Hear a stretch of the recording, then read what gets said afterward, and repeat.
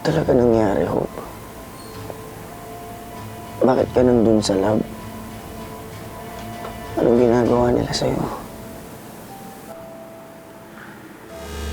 In case you're wondering kung bakit wala kang pusod, tsaka kung bakit may mga peklat ka sa likod, well, ang dahilan ng lahat niyan ay hindi ka normal na tao. Ano ako? Kopya ka lang ng isang babae na nabuhay more than 18 years ago. A product of science. In other words, Hope, you're nothing but a clone. Hope. Huwag kang mag-alala. Babawi ako sa'yo. Alam ko, hindi ganun kadali at matatagalan pa bago mo ako mapatakot, pero hayaan mo kong patunayan sa'yo totoo yung nararamdaman ko.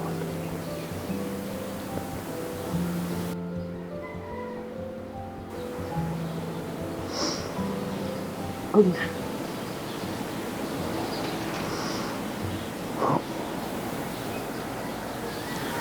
Hindi mo na kailangan mag-effort.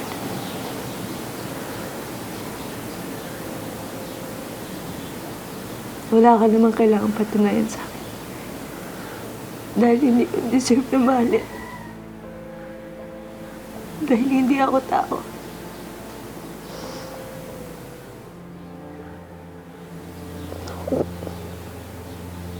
Gusto mo malaman kung bakit ako nandun sa lab? Gusto mo malaman kung ano yung mga ginawa nila sa akin noon? Pinag-eksperimentuhan nila ako doon, Ralph. Dahil hindi ako tao, hindi ako normal, isa akong clone.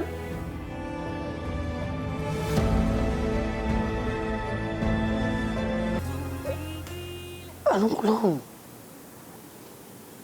Paano mo sinasabi? Nagbibiro ka ba? Ito ang sinasabi ko. At alam yun ng mama mo. Yun ang dahilan kung bakit ako nandun sa lab. Kinulong nila ako doon. At pinag-eksperimentuhan ni Lucas.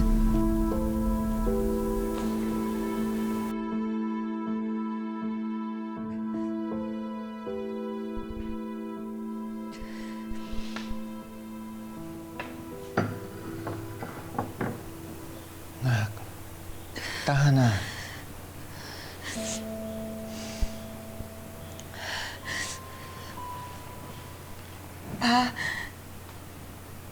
Pasabihin mo nga sa akin,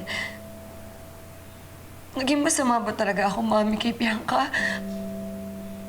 Kaya ba siya na-aksidente? Kaya siya nawala sa akin dahil sa... Huwag mong isipin yan. Nakita ko naman kung gaano kayo mag-banding na mag-ina. At nakita ko kung gaano mo minahal si Bianca. Naging masaya siya sa piling mo. Alam ko, mahal na mahal ka ng anak mo. Pero bakit? Dahil clone ka? Ha? Totoo ba lahat to?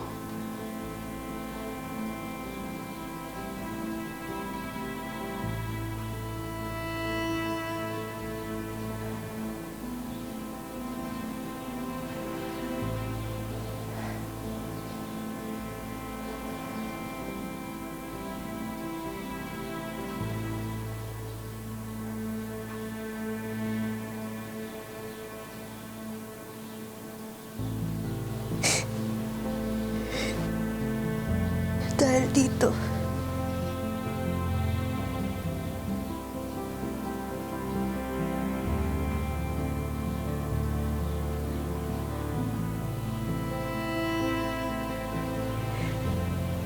Pinanganak ako. Walang puso.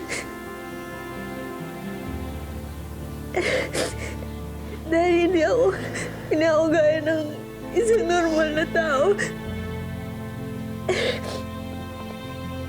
Galing ako sa container. Doon ako binuo, doon ako lumabas. Hindi ako Hindi ako pinagbuntis ng isang nanay. Kaya siguro walang nagmamahal sa akin. At hindi naman ako magtataka kung bakit niya ako matanggap ng ibang tao.